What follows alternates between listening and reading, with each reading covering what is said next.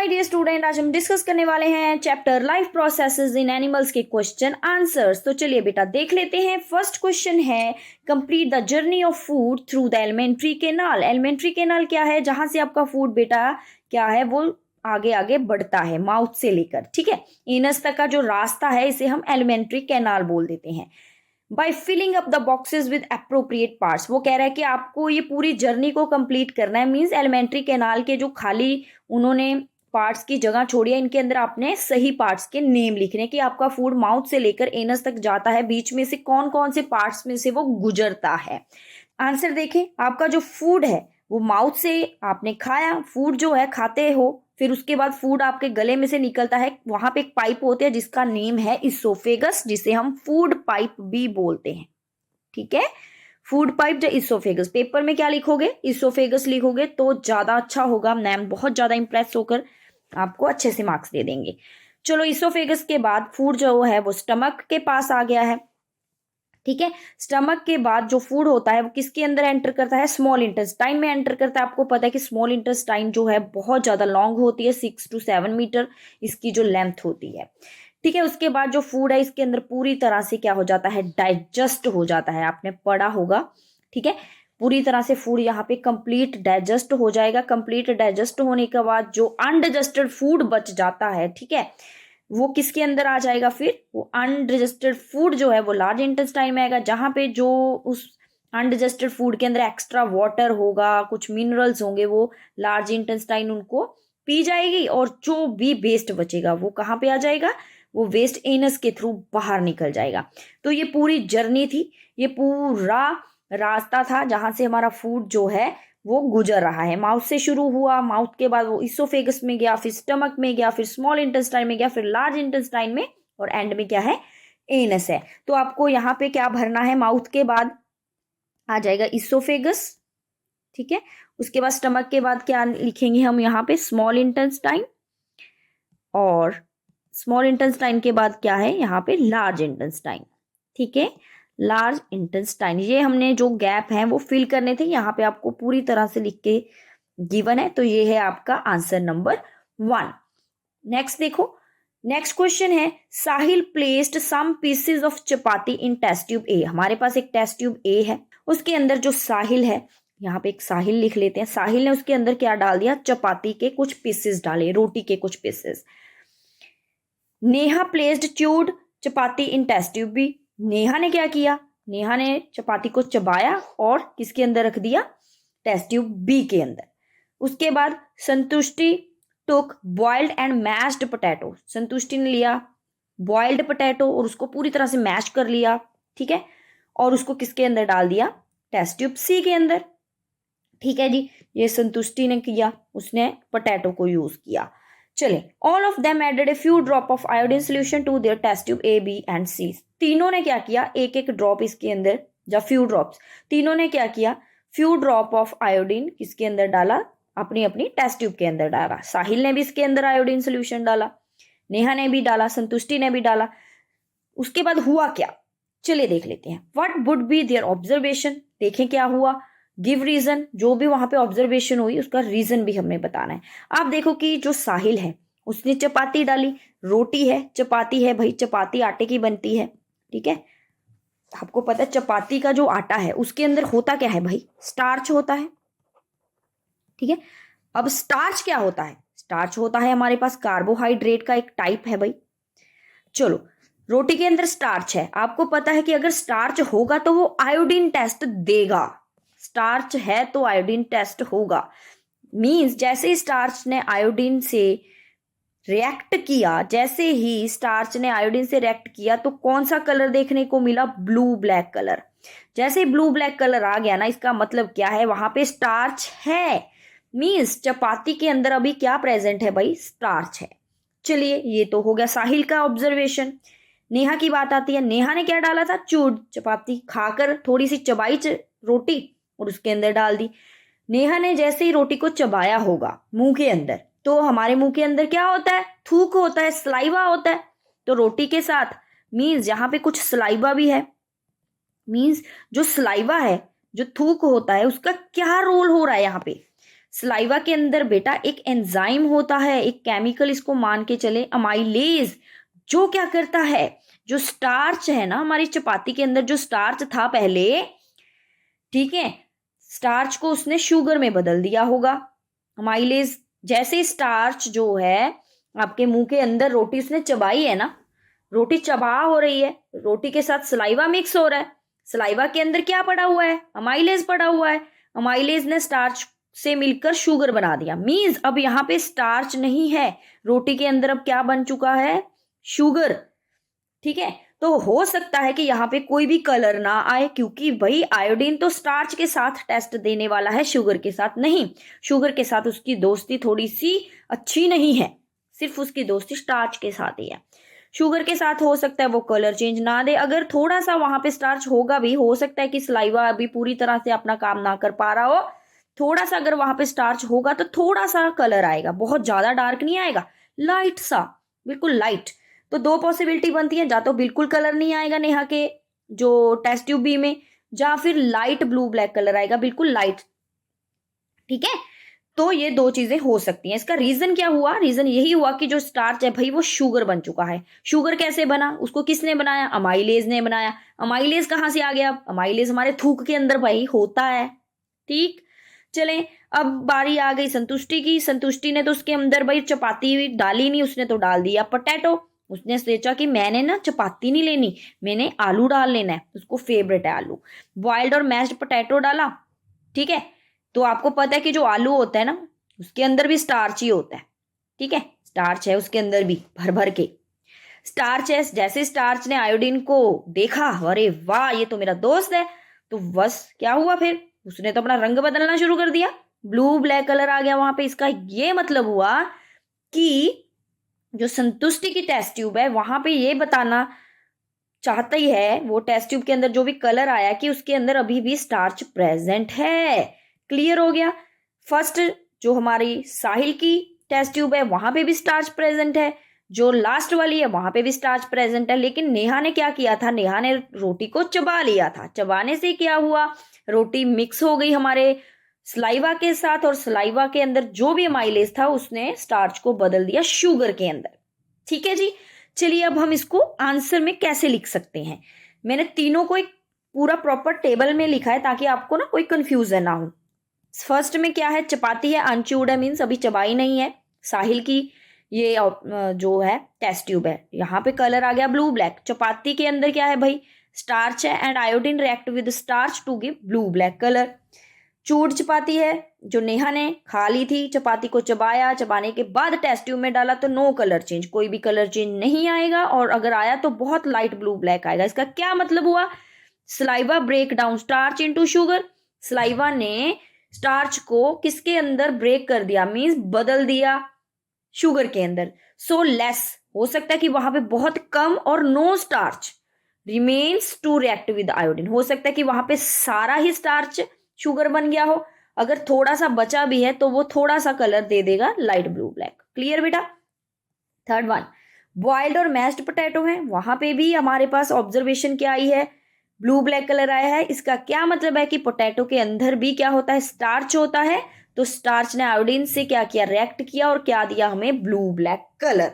तो ये था बेटा जी आपका आंसर नंबर 2।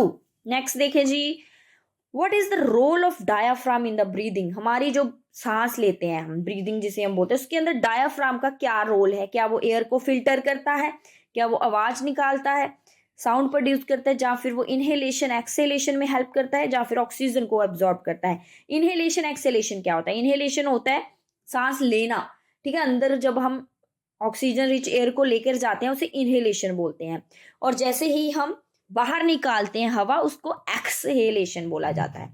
ठीक है, चले, तो इसका क्या रोल है भाई, डायाफ्राम का रोल होता है to help in inhalation and exhalation. जब हम सांस अंदर लेते हैं तो क्या होता है, डायाफ्राम जो होता है वो कैसे मूव करता है, वो नीचे को मूव करता है, जिससे क्या होगा, जैसे डायाफ्राम नीचे आ जाएगा तो यहाँ पे स्पेस थोड़ी बढ़ जाएगी, जगह बढ़ जाएगी, जगह अगर बहुत ज्यादा खुली हो जाएगी तो अंदर हवा एंटर कर पाएगी। ठीक है, दूसरी बात क्या है, एक्सेलेशन कब होता है, जब डायफ्राम ऊपर को मूव करे, जब डायफ्राम ऊपर को जाएगा तो क्या होगा, हमारा जो स्पेस है वो कम होता जाएगा, स्पेस कम होता जा रहा है और एयर जो है वो बाहर को निकलती है।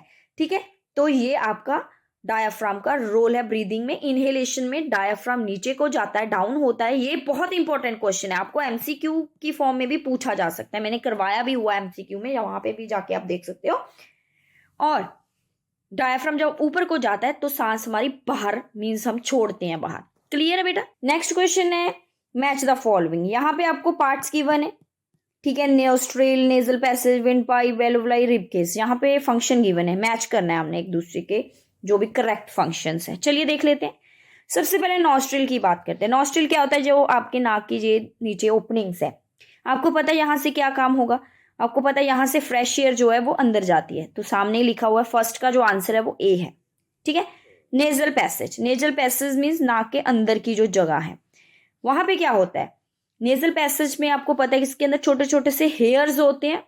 ठीक है, यहाँ पे इसका आंसर गिवन है, आप येलो को येलो से ऐसे मिलाते जाओ, इसका आंसर ये गिवन है। ठीक है, तो नेजल पैसेज में क्या होता है? टाइनी हेयर होते हैं, छोटे छोटे से हेयर होते हैं, उसके अंदर म्यूकस भी होता है। म्यूकस होता है थोड़ा सा गीला होता है नाक अंदर से, म्यूकस की वजह से। ठीक है, हेल्प टू ट्रैप डस्ट, जिसके अंदर जो डस्ट होती है हवा के अंदर वो फंस जाती है। From the air we breathe, जो भी आप अंदर हवा लेकर जाते हो, हमारे नाक के अंदर जो छोटे छोटे से हेयर होते हैं, जो म्यूकस होता है उसके अंदर वो डस्ट फंस जाती है और हवा क्लीन हो जाती है और हवा अंदर चली जाती है। तो डस्ट जो है हमारे नाक के अंदर ही रह जाती है। ठीक है, वो आप क्लीन कर लेते हो नहाते समय। उसके बाद चलें, विंड पाइप आ गई आपके गले में है, देखो ये विंड पाइप। ठीक है, हमारे गले में दो पाइप्स होती है, विंड पाइप होती है, फूड पाइप होती है, दोनों अलग अलग है। तभी तो बोला जाता है कि जैसे आपने खाना खाना ना, तो बोलना नहीं है। कई बार क्या होता है, खाना विंड पाइप में चला जाता है और सांस लेने में दिक्कत आती है। विंड पाइप का क्या काम होगा? आपको पता, पाइप है, ठीक है, ये क्या करती है? एयर को लेकर जाती है किसके पास? लंग्स के पास। तो देखें, ग्रीन वाला, ग्रीन से एरो को मैच करें। विंड पाइप जो है, मैं ग्रीन कलर लेती हूँ। विंड पाइप जो है इसका फंक्शन क्या है? ये क्या करती है? Air reaches our lungs through this part. हमारी जो विंड पाइप है इसके थ्रू जो एयर है वो लंग्स तक पहुंचती है। उसके बाद बात आती है एल्वुलाई। एल्वुलाई देखो कहाँ पे होती है? एल्वुलाई हमारे लंग्स के अंदर होती है। ठीक है, जो हमारी ये विंड पाइप है ना, ये आगे जाके डिवाइड होती है और ऐसे एल्वुलाइज में एंड होती है। वो आपकी एल्वुलाइज बिल्कुल ऐसे, मान लीजिए पाइप जा रही है, विंड पाइप ऐसे, ठीक है, वो डिवाइड होती जाएगी, डिवाइड होती जाएगी, डिवाइड होती जाएगी ऐसे लंग्स के अंदर। ठीक है, और एंड में यहाँ पे क्या हो जाएगा? एल्वुलाइज में वो हवा को छोड़ती है। तो एल्वुलाइज जो है ये हमारी बैलून लाइक स्ट्रक्चर्स होती हैं, जहां पे क्या होता है? एक्सचेंज ऑफ गैसेस होती हैं। यहाँ पे क्या होता है भाई? Exchange of gases. अब कलर ऑफ एरो को देखते चलो, पर्पल कलर का एल्वुलाई का एरो है, तो यहाँ पे पर्पल कलर ही इसका आंसर बता रहा है। ठीक है बेटा, उसके बाद बात आती है रिब केस। रिब केस आपके सामने ही है। ठीक है, रिब्स का बना हुआ एक जाल जिसे हम कह सकते हैं, इसके अंदर क्या होता है? हमारे लंग्स को प्रोटेक्शन मिलता है। आपके जो लंग्स होते हैं ना, बहुत ज्यादा सॉफ्ट होते हैं, डेलिकेट होते हैं, उनको संभालना बहुत जरूरी होता है, जिस वजह से उनको एक्स्ट्रा प्रोटेक्शन की जरूरत है। ठीक है, तो वो प्रोटेक्शन को कौन प्रोवाइड करता है? रिब केस प्रोवाइड करता है। तो इसका आंसर क्या है? ये वाला, प्रोटेक्ट लंग्स। यहाँ पे आपको ऑप्शन गिवन है सारे आंसर्स के। ठीक है, तो ये था बेटा आपका आंसर नंबर 4। नेक्स्ट देखें, नेक्स्ट है Anil claims to his friend Saanvi that respiration and breathing are same process। Anil कह रहा है सानवी को कि भाई रेस्पिरेशन एंड जो ब्रीदिंग होते हैं ना, ये दोनों सेम प्रोसेस होते हैं, इनमें फर्क नहीं होता कोई भी। What question can Saanvi ask him to make him understand that he is not correct। तो सानवी उससे क्या क्वेश्चन पूछे कि अनिल को समझ आ जाए कि ये दोनों ही अलग होती हैं, वो गलत बोल रहा है।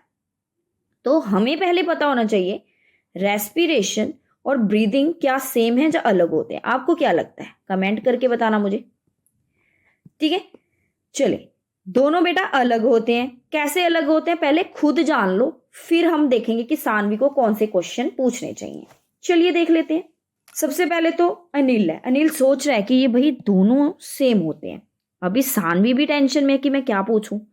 पहले हम समझते हैं कि दोनों में फर्क है। ब्रीदिंग एक फिजिकल प्रोसेस होता है, फिजिकल प्रोसेस होता है जिसके अंदर कुछ नया प्रोडक्ट नहीं बनता। आप 6 में पढ़ के आए हो ना, बिल्कुल सही। रेस्पिरेशन एक केमिकल प्रोसेस होता है जिसमें कुछ नया बने। ठीक है, कुछ डिफरेंट होता है वो पहले से। चले, फिजिकल ब्रीदिंग में क्या हुआ, ब्रीदिंग में हम क्या करते हैं, ऑक्सीजन को लेते हैं, मीन्स ऑक्सीजन रिच एयर अंदर जाती है और हमारी कार्बन डाइऑक्साइड रिच एयर बाहर आती है। इनहेलेशन एक्सहेलेशन किया जाता है, मीन्स सांस हम लेते हैं और छोड़ते हैं, वो ब्रीदिंग होता है, ये हमारे लंग्स में होता है। आप देखो कि नोज के थ्रू अंदर जाती है हवा लंग्स में, और लंग्स से फिर जो कार्बन डाइऑक्साइड वाली हवा है वो बाहर आ जाती है। ऐसे ही होता है ना ब्रीदिंग में, आप सांस ले रहे हो छोड़ रहे हो, ठीक है, ये ब्रीदिंग है सिंपल। क्या यहाँ पे कुछ नया बन रहा है, कुछ न्यू प्रोडक्ट बन रहा है? कुछ नहीं बन रहा, मीन्स ये एक फिजिकल प्रोसेस है। लेकिन रेस्पिरेशन में क्या होता है, रेस्पिरेशन में हमारी सबसे पहले ये होती कहाँ पे है, ये सेल्स के अंदर होती है। ये जान लीजिए, हमारा ये एक सेल है बॉडी का, सेल के अंदर पड़ा है ग्लूकोज। ध्यान से देखो, यहाँ पे ग्लूकोज है। ग्लूकोज कहाँ से आ गया सेल के पास? जो खाना खा के आए हो वहां से ही तो आया, खाना मुंह से खाया, पूरा डाइजेस्ट हुआ। डाइजेस्ट होने के बाद आपको पता है कि खाना ब्लड के थ्रू कहाँ पे जाता है, पूरी बॉडी में जाता है, हर एक सेल के पास जाता है, ठीक है। ग्लूकोज हमारे सेल के पास पहुंच चुका है और दूसरी तरफ ऑक्सीजन आ जाएगी। जैसे ही लंग्स के पास ऑक्सीजन आ गई तो लंग्स से ऑक्सीजन कहाँ पे जाती है, पूरी बॉडी के सेल्स के अंदर, ठीक है। यहाँ पे जो ब्लड की वेसल्स होती हैं वो ऑक्सीजन को ले जाती हैं, पूरी बॉडी में बांट कर आती हैं, हर एक सेल को ऑक्सीजन देकर आता है। हमारा ब्लड का काम बड़ा खास है कि उसने ना बांटने का काम करना है। खाना बांटने चला गया, ऑक्सीजन बांटने चला गया, तो सेल को ग्लूकोज भी मिल चुका है, ऑक्सीजन भी मिल चुकी है, सेल के अंदर दोनों ही चीजें आ गई हैं। और जैसे ही ग्लूकोज ने ऑक्सीजन को देखा बड़ा खुश हुआ, अरे तुम यहाँ। ग्लूकोज ने ऑक्सीजन को देखा और बड़ा खुश हुआ। जैसे आप मार्केट में जाकर अपने फ्रेंड को देख लेते तो बड़ा खुश होते हो, अरे तुम यहाँ क्या कर रहे हो? वो कह रहा मैं शॉपिंग करने आया हूँ। चलो, सेम वे ऐसा ही हुआ। ग्लूकोज ने जैसे ही ऑक्सीजन को देखा बड़ा खुश हुआ। सेम वे जब ऑक्सीजन ने ग्लूकोज देखा वो भी बड़ा खुश हुआ। अरे कह रहा तुम यहाँ क्या कर रहे हो? कह रहा चलो कोई बात नहीं, अब हम क्या कर रहे हैं, मिलके कुछ नया बनाते हैं। दोनों मिल गए, मिलने के बाद उन्होंने बनाया carbon dioxide, water and energy. क्या बना? 3 चीजें बनी, carbon dioxide, water and energy. ये कैसे बनी? ग्लूकोज एंड ऑक्सीजन जैसे एक दूसरे से क्या करते हैं, रिएक्ट करते हैं, मिल जाते हैं, ऐसे समझो। तो यहाँ पे क्या हो रहा है, यहाँ पे हमारा फूड मीन्स हमारा जो ग्लूकोज है वो ब्रेक हो रहा है। ब्रेक होने के बाद वो क्या दे रहा है, हमें एनर्जी दे रहा है, ठीक है। मीन्स रेस्पिरेशन में क्या बनता है, एनर्जी रिलीज होती है। क्या ब्रीदिंग में कोई एनर्जी बनी? बिल्कुल नहीं बनी। यहाँ पे कुछ नया प्रोडक्ट बना जिस वजह से हम केमिकल प्रोसेस का नाम देते हैं, ये सेल्स के अंदर होती है। तो डिफरेंस क्लियर हो गया। ब्रीदिंग एक फिजिकल है, एक्ट है, एक्सचेंज ऑफ गैसेस हैं सिर्फ, लेकिन रेस्पिरेशन एक केमिकल प्रोसेस है जिसमें क्या होता है, रिलीजिंग होती है एनर्जी की फ्रॉम फूड। रेस्पिरेशन में एनर्जी बनती है कहाँ से? फूड से एनर्जी बनती है। क्लियर है बेटा?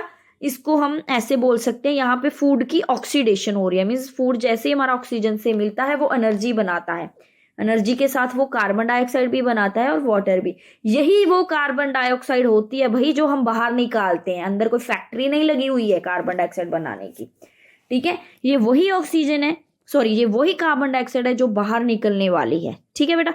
चलिए अब हम सानवी के क्वेश्चंस देख लेते हैं कि वो कैसा क्वेश्चन पूछ सकती है। तो सानवी पूछ सकेगी डज ब्रीदिंग रिलीज एनर्जी, वो उससे पूछ सकती है कि भाई क्या ब्रीदिंग में एनर्जी रिलीज होती है? तो अनिल बोलेगा नहीं, तो फिर रेस्पिरेशन तो अलग हो गई क्योंकि रेस्पिरेशन में तो एनर्जी रिलीज होती है। Can our body get energy just by breathing, क्या हमारी बॉडी को सिर्फ ब्रीदिंग से एनर्जी मिल जाएगी? आपने सांस लिया और आपके अंदर फुल एनर्जी आ गई, ऐसा नहीं हो सकता, ठीक है। तो एनर्जी जो है वो एक केमिकल प्रोसेस है जो रेस्पिरेशन के थ्रू बनती है हमारी बॉडी में, ठीक है। यस, रेस्पिरेशन के लिए हमें ब्रीदिंग का रोल है क्योंकि ऑक्सीजन जो है वो हमें ब्रीदिंग के थ्रू ही मिलेगी ना। लेकिन रेस्पिरेशन में कल्ला ऑक्सीजन का काम नहीं है, यहाँ पे ग्लूकोज का भी रोल है। तो ग्लूकोज कहाँ से आता है बच्चे? ग्लूकोज जो आप खाना खाते हो, ठीक है। तो ये 2 क्वेश्चन है जो सानवी उससे जस्ट पूछ सकती है ताकि उसको ऐसा लगे कि नहीं, ब्रीदिंग और रेस्पिरेशन दोनों अलग होते हैं। नेक्स्ट क्वेश्चन है which of the following statement is correct. आपकी बुक में 3 स्टेटमेंट गिवन है, अनु की, शानू की और तनु की। तीनों में से हमने करेक्ट स्टेटमेंट बतानी है। अनु बोल रही है कि वी इनहेल एयर, अनु कह रही है कि हम हवा को अंदर लेकर जाते हैं, ठीक है। शानू बोल रहा है वी इनहेल ऑक्सीजन, शानू कह रहा है कि नहीं हम सिर्फ ऑक्सीजन को ही लेते हैं। लेकिन तनु ने बोला कि we inhale air rich in oxygen. वो कह रहा है हम उस एयर को अंदर लेके जाते हैं जिसके अंदर क्या होती है, ऑक्सीजन बहुत ज्यादा होती है, मीन्स 21%। आपको पता है कि जो हमारी एयर है उसके अंदर 21% ऑक्सीजन होती है। तो इनमें से करेक्ट ऑप्शन कौन सा है? इसमें से आंसर जो है तनु का करेक्ट है। आप सोच रहे हो कि हमारे अंदर एयर ही जाती है तो अनु का भी सही होना चाहिए, लेकिन यहाँ पे तनु ने ऐसा क्या बोल दिया? तनु ने बोला कि हम एयर रिच इन ऑक्सीजन को अंदर लेकर जाते हैं। इसका थोड़ा सा आंसर ज्यादा करेक्ट है, क्योंकि भाई हमें किस गैस से मतलब है? हमें ऑक्सीजन से मतलब है ना। एयर के अंदर तो बहुत सारी गैसेस होती है, नाइट्रोजन होती है, ऑक्सीजन, कार्बन डाइऑक्साइड, हाइड्रोजन, बहुत सारी गैसेस होती है, लेकिन हमारी सांस में जो काम आने वाली है वो ऑक्सीजन है। जिस वजह से ऑक्सीजन रिच एयर की जो बात होती है तो हम उसको करेक्ट मानेंगे। ठीक है, एयर भी अगर हम देखा जाए तो इतना करेक्ट नहीं है तो ये भी करेक्ट, लेकिन इतना करेक्ट नहीं है। अगर यहाँ पे ये ऑप्शन भी गिवन होगा तो तनु का हम आंसर सही मानेंगे, क्योंकि भाई हमें अकेली एयर तक मतलब नहीं है, हमें ऑक्सीजन तक मतलब है। जिस वजह से जो तनु का आंसर है ना वो करेक्ट बनता है। बच्चे सोच रहे होंगे कि अनु ने ऐसा क्या गलत बोल दिया। अनु ने बिल्कुल गलत नहीं बोला, हम एयर को ही अंदर लेकर जाते हैं, पूरी की पूरी एयर ही अंदर जाएगी। ठीक है, कली ऑक्सीजन नहीं अंदर जा सकती। हमारे लंग्स को क्या पता है भी ऐसे ऑक्सीजन को खींचना है? नो नो, पूरी एयर ही अंदर जाती है, लेकिन उस एयर में हमारे जो काम का जो गैस है वो ऑक्सीजन है। जिस वजह से हम ऐसे बोल देते हैं कि we inhale air rich in oxygen. जिस वजह से तनु जहां पे करेक्ट हमें साबित होती है। जो अंदर हवा जा रही है ना उसमें 21% ऑक्सीजन है, लेकिन जब बाहर आती है वही हवा तो उसमें ऑक्सीजन कितनी रह जाती है? 60 to 70%। देखो, ऑक्सीजन रिच एयर अंदर गई है, ऑक्सीजन रिच एयर, और यहाँ पे जो ऑक्सीजन रिच एयर अब ऑक्सीजन रिच नहीं रही है, क्योंकि ऑक्सीजन अब कम हो गई है। और यहाँ पे अब कार्बन डाइऑक्साइड बढ़ गई है हवा में, जो बाहर निकली है ना हवा, उसमें देखो कार्बन डाइऑक्साइड कितनी ज्यादा है, पहले कार्बन डाइऑक्साइड कितनी कम थी अंदर जाते समय। और आप देखो कि जैसी हवा अंदर गई, ये देखो एलोवलाइज में हवा की जो ऑक्सीजन है वो ब्लड में चली जाएगी, और कार्बन डाइऑक्साइड कहाँ पे आ जाएगी? हमारी जो बाहर निकलने वाली है, देखो यहाँ से कार्बन डाइऑक्साइड बाहर आ गई है। यहाँ पे एल्वोलाइज में क्या हो रहा है? Exchange of gases. तो Tanu statement is correct. We inhale air rich in oxygen. When we inhale we take in air that contain about 21% oxygen. जब हम सांस लेते हैं तो हम कितने परसेंट ऑक्सीजन को लेते हैं? 21%।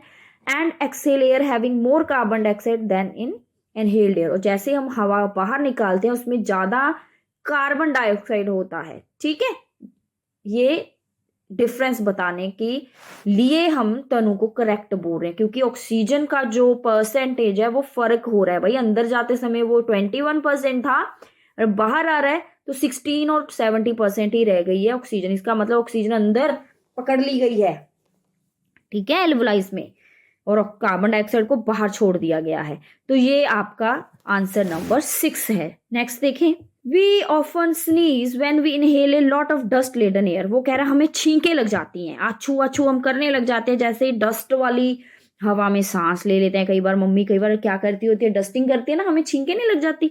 जब मम्मी को भी लग जाती है कई बार, हम कह रहे हैं अरे डस्टिंग से मुझे एलर्जी है, ऐसा भी बोल देते हैं कई लोग।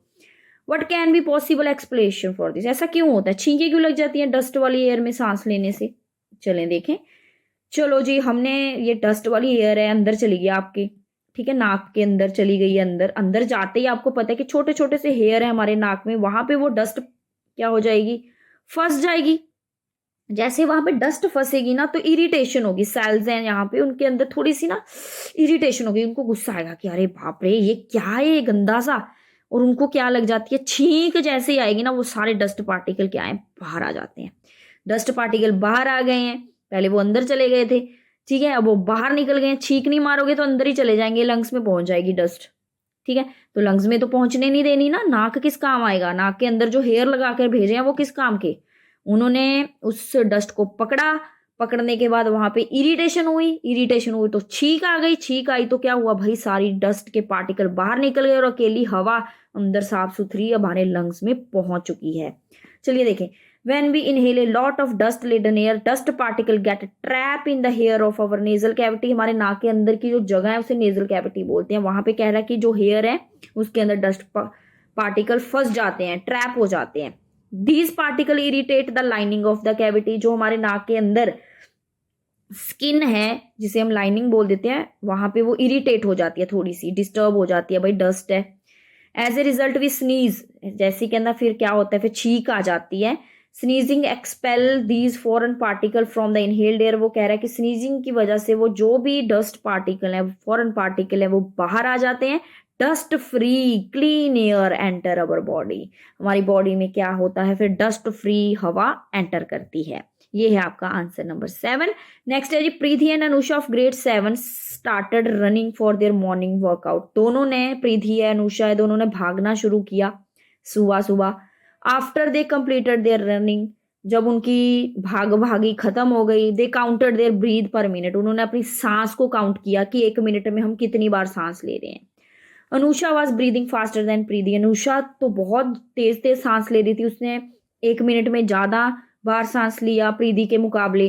Provide at least 2 possible explanation for why Anusha was breathing faster than Preeti, तो हमें 2 रीजन बताने हैं कि क्यों जो हमारी अनुषा है वो तेज सांस ले रही है, प्रीति को इतनी तेज सांस नहीं आ रही है। इसका रीजन क्या हो सकता है, 2 रीजन हो सकते हैं। ये जा तो वही अनुषा बहुत तेज भाग रही थी, जब आप बहुत तेज भागती हो ना तो सांस चढ़ जाती है, या फिर वो ज्यादा लॉन्ग डिस्टेंस उसने कवर कर लिया, बहुत दूर तक भागी है, एक तो ये रीजन हो सकता है। दूसरा, Anusha might have lower stamina और लेस फिजिकली फिट देन प्रीति, हो सकता है कि जो हमारी बेचारी अनुषा है वो हो सकता है कि वो इतनी ज्यादा फिजिकली फिट ना हो, जिस वजह से उसकी बॉडी को ज्यादा काम करना पड़ सकता है, क्योंकि वो इतनी ज्यादा हेल्दी नहीं है, फिट नहीं है, स्टेमिना उसका कम है, जिस वजह से उसको सांस चढ़ सकती है। 2 रीजन हो सकते हैं भाई, ये भी हो सकता है, ये भी हो सकता है, ठीक है। तो ये इसके 2 पॉसिबल रीजन ही उन्होंने पूछे हैं, तो हम बता चुके हैं। नेक्स्ट देखें, question number 9।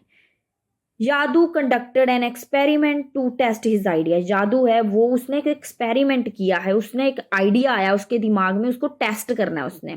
He took 2 test tube A and B, उसने 2 टेस्ट ट्यूब ली हैं A and B, and added a pinch of rice flour to the test tubes, उसने इन दोनों के अंदर चावल का आटा डाला। हाफ फिल्ड विद वाटर, दोनों के अंदर पानी डाला। स्टिर देम प्रॉपरली, आटा डाला, पानी डाला, मिक्स कर लिया। चलो जी, to test tube B, test tube B में ही added a few drop of saliva, test tube B में उसने क्या डाला भाई, सलाइवा डाला, थूक जिसे हम बोलते हैं। He left 2 test tubes for 35 to 45 minute, फिर उसने उसको छोड़ दिया, कितने मिनट के लिए, 35 to 45 minute. After that he added iodine solution, फिर उसने क्या किया, आ गया वो घूम घमा कर 45 मिनट के बाद, और उसने क्या किया, इन टेस्ट ट्यूब्स के अंदर क्या डाला, आयोडीन का सोल्यूशन, ठीक है। फिर उसने क्या रिजल्ट आया होगा, रिजल्ट तो आपको पता चल गया होगा अगर आपने पीछे वाला एक question, I think second question अगर आपने अच्छे से मेरा सुना है तो इसका आंसर सारे बच्चों को आता होगा। What do you think he wants to test, तो आपको क्या पता चल रहा है कि वो क्या टेस्ट करना चाह रहा था, आपको बिल्कुल क्लियर हो गया होगा। यहाँ पे कोई भी कलर चेंज नहीं आएगा, नो कलर चेंज, क्यों, क्योंकि भाई जो राइस होता है, राइस फ्लावर होता है, उसके अंदर भी स्टार्च होगा, ठीक है, क्योंकि जितने भी हमारे सीरियल्स होते हैं, ठीक है, कनक है, राइस है, मेज है, इनके अंदर स्टार्च होता है, ठीक है, पोटैटो, इनके अंदर स्टार्च होता है सभी के अंदर। तो स्टार्च जो है वो आयोडीन टेस्ट जरूर देता है, जैसे ही स्टार्च आयोडीन को देख लेता है ना, खुश हो जाता है और ब्लू ब्लैक कलर देता है। यहाँ पे भी राइस फ्लावर था, चावल का आटा था, लेकिन यहाँ पे सलाइवा नहीं डाला गया, सलाइवा नहीं डाला गया, जिस वजह से स्टार्च वैसे का वैसा ही था। स्टार्च ने जैसे ही आयोडीन से रिएक्ट किया, ब्लू ब्लैक कलर दिया, कलर चेंज आ गया, ठीक है। लेकिन जब स्टार्च टेस्ट ट्यूब बी की बात है, यहाँ पे उसने क्या डाल दिया था, सलाइवा डाल दिया था। सलाइवा के अंदर के कौन सा एंजाइम होता है बेटा, अमाइलेज एंजाइम होता है। तो अमाइलेज का काम क्या होता है, स्टार्च को तोड़ना, किसके अंदर, शुगर के अंदर, ठीक है। तो सलाइवा जो है उसने स्टार्च को शुगर बना दिया, यहाँ पे जो स्टार्च है वो शुगर बन गया। शुगर जो है वो आयोडीन से टेस्ट नहीं देगा, तो कोई भी कलर चेंज नहीं आएगा। तो चलिए इसका आंसर देखें क्या है।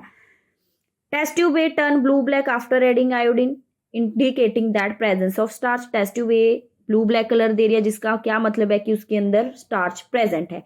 Test tube B showed no colour और लाइट कलर, बहुत ज्यादा लाइट कलर आ जाएगा, ब्लू ब्लैक थोड़ा सा आएगा, बहुत ज्यादा नहीं आएगा, आएगा ही नहीं कलर चेंज। इसका क्या मतलब है कि starch was broken down by saliva, कि वहां पे स्टार्च अब टूट चुका है, किसके अंदर, शुगर के अंदर।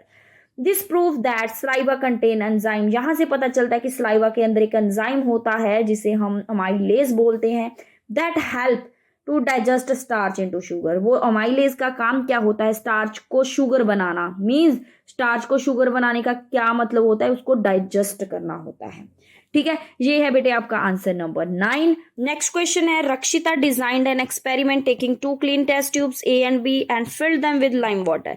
रक्षिता ने एक एक्सपेरिमेंट डिजाइन किया है, उसमें 2 टेस्ट ट्यूब रखी हैं A and B, उनको उसने लाइम वाटर से फिल किया है, दोनों के अंदर लाइम वाटर डाला है। In test tube A, the surrounding air that we inhale was passed on by sucking air from the pipe। वो कह रहा है कि जो इनहेल की जा रही है हवा बाहर की, वो आप देखो कि अंदर पहले टेस्ट ट्यूब में जा रही है, यहां से वो उसको क्या कर रही है, इनहेल कर रही है यहां से। In test tube B exhaled air was blown through the pipe. जो हवा वो बाहर छोड़ रही है पाइप के थ्रू, वो कहाँ पे जा रही है, आप देखो सेटअप थोड़ा समझो। ये यहां से उसने हवा छोड़ी और वो टेस्ट ट्यूब के अंदर गई और जहां से फिर बाहर निकली। What do you think she is trying to investigate? वो क्या इन्वेस्टिगेट करना चाहती है? How can she confirm her finding? उसको अपनी फाइंडिंग कैसे कंफर्म हुई? आपको पता है कि लाइम वाटर की बात आ रही है, जहां पे भी लाइम वाटर आ गया इसका मतलब वहां पे कार्बन डाइऑक्साइड को टेस्ट किया जा रहा है। ठीक है, वो देखना चाहती है कि जो हवा हम अंदर लेकर गए हैं जब बाहर छोड़ रहे हैं उसमें कार्बन डाइऑक्साइड कितनी ज्यादा है। आपको पता है कि जो हवा हम बाहर छोड़ते हैं वो क्या होती है, कार्बन डाइऑक्साइड रिच होती है।